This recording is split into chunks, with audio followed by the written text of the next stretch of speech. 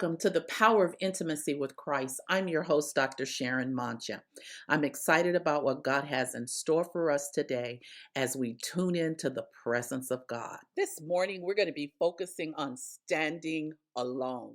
You know, those seasons in life where you find that there's no one that you can really share particular things with, that you're going through a particular trial or you're in an elevation of God's blessing. And it's just something that you're inclined to get by yourself and be with God. Just you and God and you and God. And no matter how you try to fit in and be with the group, God is calling you to be alone with Him. And you find yourself having to separate yourself to be with God and to isolate yourself for a season to be in your word. I'm not talking about some weird stuff where you're getting off by yourself and not engaging anybody at all. That's not what I'm talking about. I'm talking about finding quality, quiet time where you're with God instead of being involved with a whole lot of things around you. That God is calling you to some time in your life to where it's just you and Him and nobody else. This is a podcast that is so essential in the life of a believer because in these seasons of standing alone, when even times when God has given you a revelation or given you some knowledge and other people don't understand it, may not be able to receive it, and you know that it is God that gave you the information that you have. And so standing alone is about the painful but powerful place where obedience to God may separate you from the crowd. There are these seasons when following truth, holding to conviction, and walking in righteousness will not be popular. It'll be those seasons when God is telling you something, showing you something, sanctifying you from the group you've been hanging out with or that you're familiar with that just have not sold out to the same level God is calling you to. And so it might make you less popular or not fit in anymore, and you find yourself standing alone.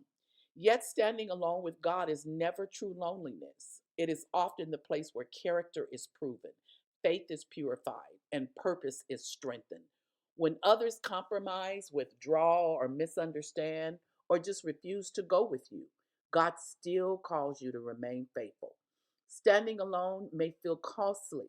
It will feel costly at times, but it positions you for divine strength, clarity, and victory. Sometimes obedience to God will cause you to stand apart from others. In this episode, we talk about what it means to stand alone in faith, remain committed to truth, and trust God when support feels limited. Standing alone does not mean God has left you. It may be the very place where He is strengthening your voice, your conviction, and your walk. These are some of the moments in your walk when your obedience with God will not be applauded. It won't be applauded. It will isolate you. There are seasons when doing what is right will cost you relationships, comfort, and even understanding of others. And in those moments, it can feel like you're standing completely alone. But I want to encourage you standing alone with God is never truly standing alone. In fact, it is often the very place where God does His deepest work in you. Let's be honest, standing alone is not easy. We were not created to desire isolation. We were created for relationship, connection, and community. So when God allows a season where you feel separated, misunderstood, or even rejected, it can feel confusing. But here's the truth. There's a difference between being isolated by life and being set apart by God. Sometimes what feels like rejection is actually divine separation. There are people who cannot go where God is taking you. There are environments that cannot sustain who you are becoming. There are conversations, mindsets, and behaviors that no longer align with your obedience. And when you choose God over comfort, you may find yourself standing alone. But this is not punishment, this is positioning. God will often separate before He elevates. He will strip away before He strengthens. He will silence the noise so you can clearly hear Him.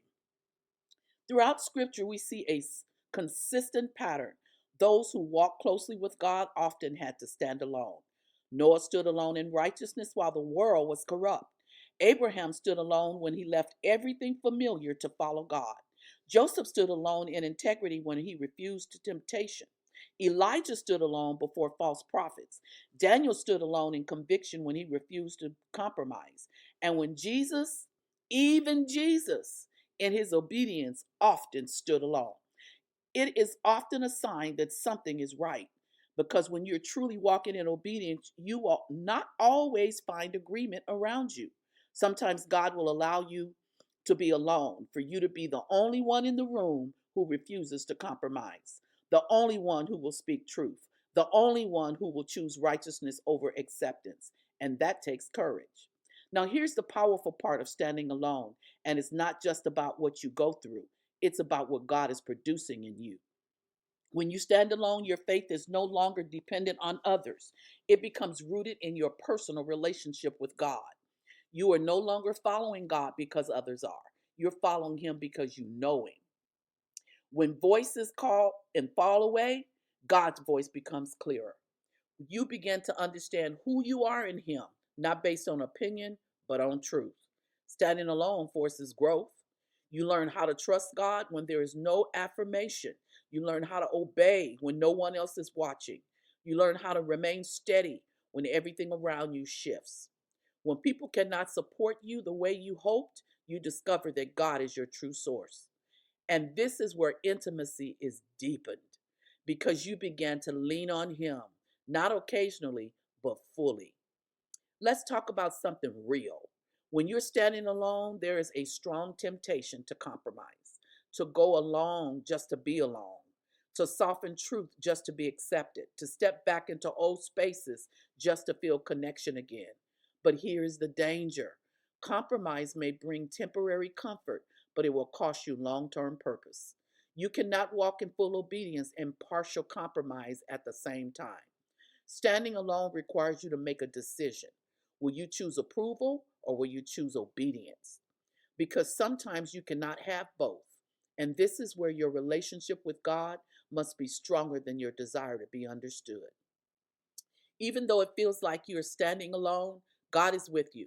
He sees you, He strengthens you, He walks with you. And not only that, God has a way of sending the right people at the right time. You may not have a crowd, but you will have alignment. You may not have quantity, but you will have quality. God will connect you with those who honor your obedience, not challenge it. So do not rush the process. Do not step out of position just because it feels lonely, because what God is building in you is worth the wait. If you are in a season where you feel like you're standing alone, I want to encourage you today. Stay there. Stand firm. Do not move out of obedience just to gain support or comfort, because what feels like isolation may actually be divine preparation. God is strengthening your foundation. He is refining your character. He is deepening your intimacy with Him. And in due time, what He is building in private will reveal in purpose. So thank you today for joining me on the Power of Intimacy with Christ podcast. And if this podcast encouraged you, give it a like, hit that little heart, and share it with someone who may need the strength that is in this particular episode in their season of standing alone. And remember, you are never alone when you're standing in God. Well, thank you for tuning in today. If you enjoyed today's episode, please give us a review on Spotify, iTunes, or CPN shows, wherever you download your favorite podcasts. It has been a pleasure sharing the thing that God has given me for you and I. Be blessed and have the best week of your life this week. Enjoy your time with God, friends, and families.